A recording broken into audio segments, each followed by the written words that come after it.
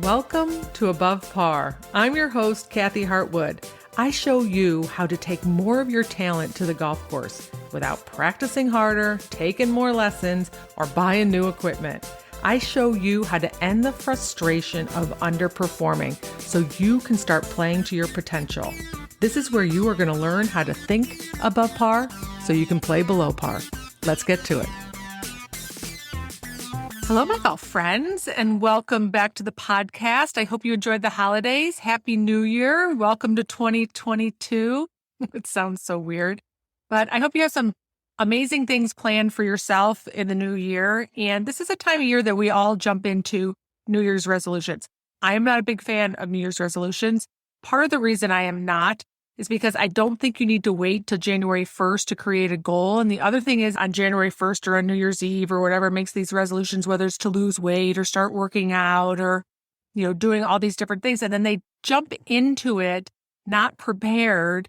And then they end up not succeeding. And then they feel really crappy about themselves, right? Most resolutions go broken, I think really within the month of January as it is.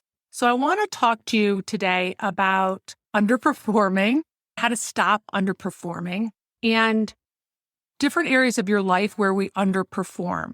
And this isn't to make you feel bad about yourself. The purpose of me just using the phrase underperform is that you really know deep in your soul and your heart whether you're underperforming. Like, if you could put in more, you could do more, you could be better.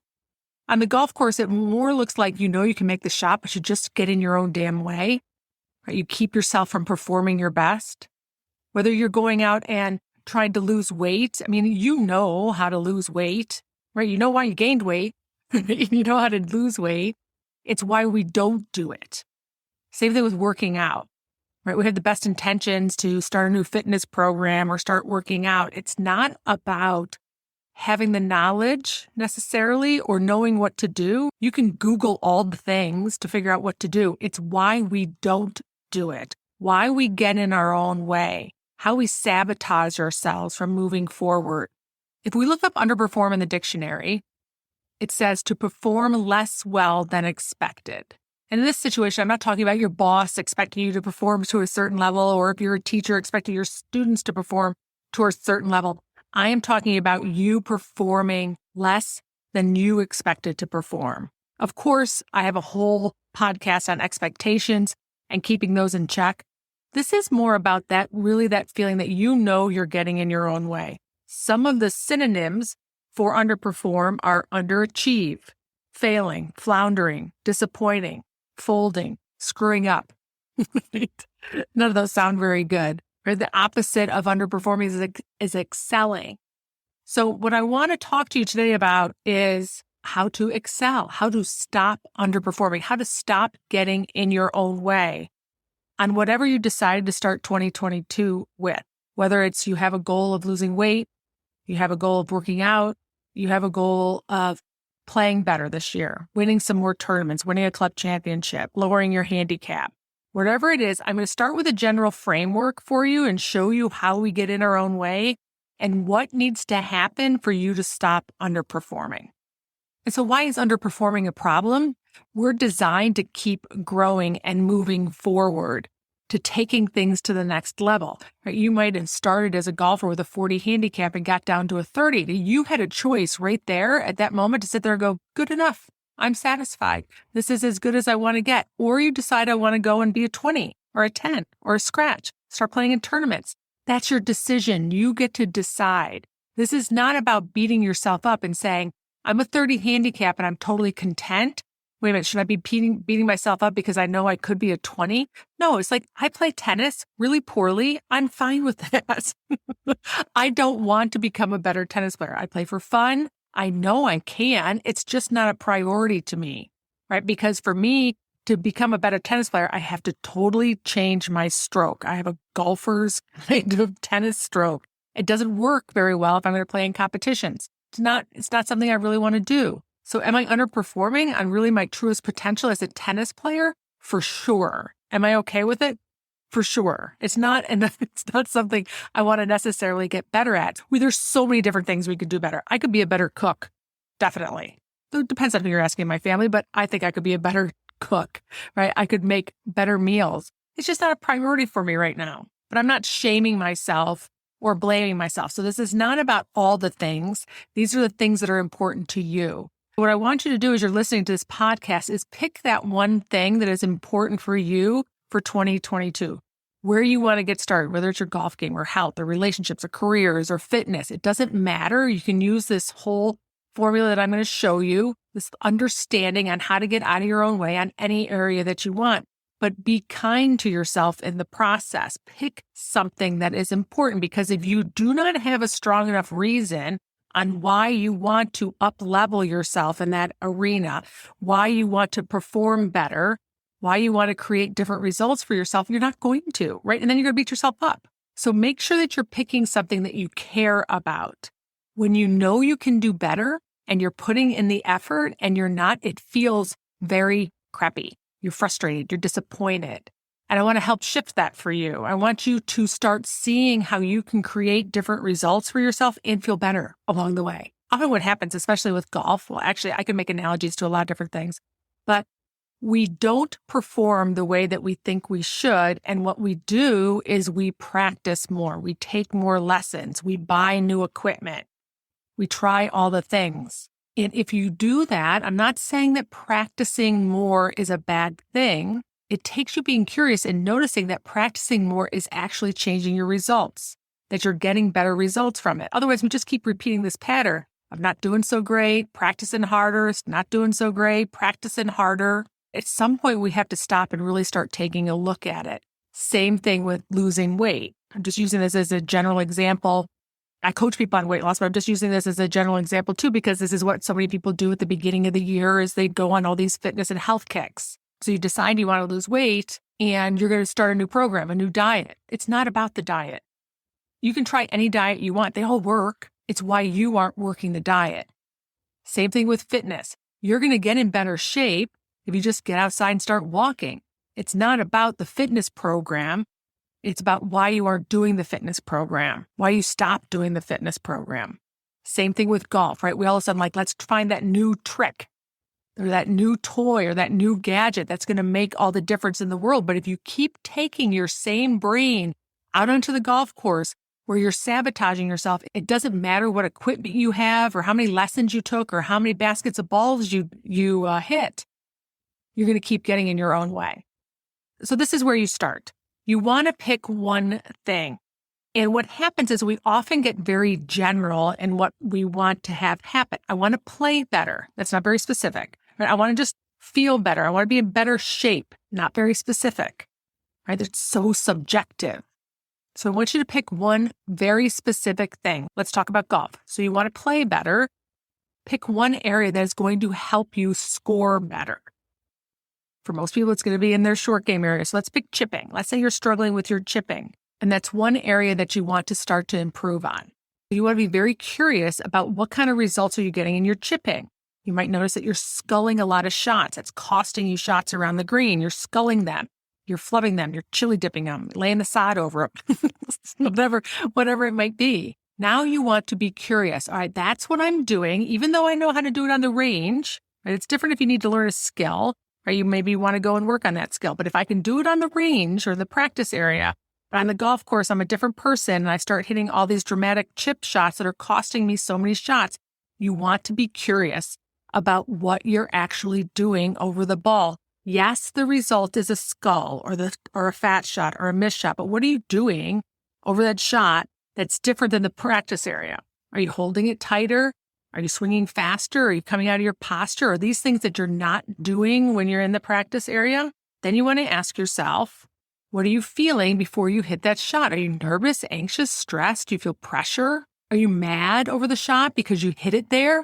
You've got to be curious and start paying attention. And then notice, what is the thought that is creating that emotion? It could be, I don't want to scull this. I might scull this. I don't want to make a double bogey. You want to notice the thought or the thoughts that is behind creating that action of you missing that shot, right? Your thought is going to create that feeling, and that feeling is going to drive you to squeeze tighter, swing faster, do all the things. When it comes to, let's say you want to lose weight, get it down to one thing. What is the one thing right now that you can focus on that is getting in the way of you losing weight? You might notice, well, I'm eating ice cream after dinner. So what are you feeling before you're eating the ice cream? This is where you want to be curious. You might just sit there and say, I have an urge, which is fine. That's a feeling. And then you want to notice, what am I thinking? And then you might be thinking, I had a long day. I deserve this. It's as simple as that. Same thing with working out. Let's say you want to start working out and you just can't get yourself out of bed. You want to work out first thing in the morning and you just keep hitting the snooze alarm and you sleep your way through that window where you're going to work out. That's what you're doing. Right? And then you want to ask yourself, what's going on? What are you thinking? You're thinking, oh, this just can wait. I'm tired. I'll do it tomorrow. It's not that big a deal. 10 more minutes. Listen to the conversation that is causing the actions of you not putting on your sneakers and your workout clothes and going to the gym. So those are your steps. Pick one specific thing to focus on that is going to help you move you closer towards performing better or achieving more or reaching your goal or whatever you want to do. Then you're going to start noticing, what are you doing? What are you feeling? What are you thinking at that given moment in time? It starts with you being curious. It starts with awareness. Because this is what happens, my friends. Most people just say it's something that is happening to them. I just can't stop hitting the alarm and snoozing through it. I just can't stop eating ice cream. I can't control my urges. I can't stop squeezing the club tight over a chip shot and chili dipping it. You're giving up all your control. That is not true. That's just you not stopping and paying attention and being curious. You can't change something if you're not aware of it. Intentionally, at least, right? We can create bad habits unintentionally. That's how they got there in the first place. So there's 3 stages you're going to go through before you really make a significant change or shift as you move closer to performing and getting the goals that you want to achieve. And I want to make sure that you're not judging yourself or shaming yourself or blaming yourself along the way.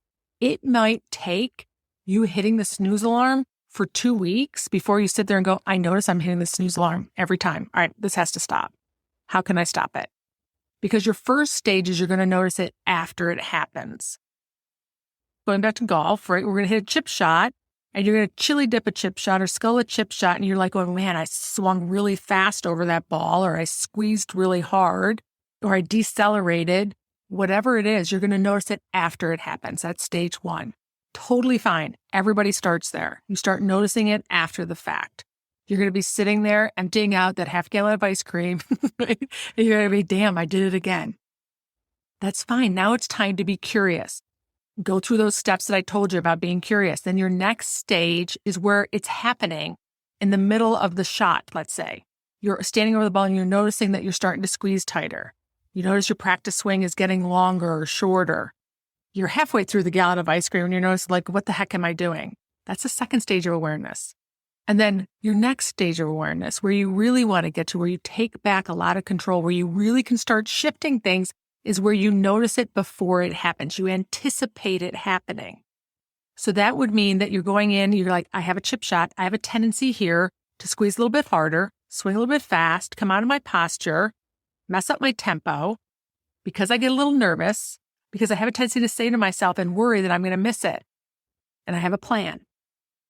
I have a plan so that when I stand over that ball, I can be more calm and relaxed. I know words to say to myself. I know how to deal with my emotions now.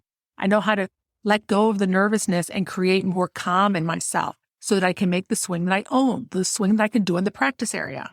You might get to after dinner and you're like, this is the time that I have an urge for ice cream.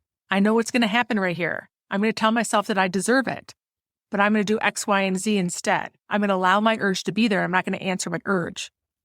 And that's how you break the habit of eating ice cream. You change one thing at a time. You get up to work out and you're like, I know I have a tendency to hit my alarm 5 times before I get out of bed and I sleep through my window to work out. I have a plan to change that. I'm going to hit it once. I'm going to count to 5. I'm going to get out of bed and my shoes are going to be right there, whatever it is for you. So you start noticing it beforehand. And this is the thing about going through these steps of awareness, is when you tackle one thing in one area of your life, it's like pulling a string on a hem or pulling out a Jenga block. And then all the pieces start coming unraveled or falling down. It starts trickling into so many different areas of your life. But what happens is we get so stuck because we're trying to tackle all of it at one time. The skill, my friend, is basically the same. you're just going to rinse and repeat. You're going to change just the subject matter in there, but you really want to do the same thing over and over again. And as you do that, you build up so much confidence in your ability to shift your thoughts and your brain and rewire the way that you're thinking about different things so that you can start performing better, so you can start excelling and achieving more. This was evident in my podcast a couple podcasts ago with Adam. He first tackled his putting. He's like, yeah, I got that. It was kind of a low-hanging fruit too for him. It was a little bit easier for him to tackle.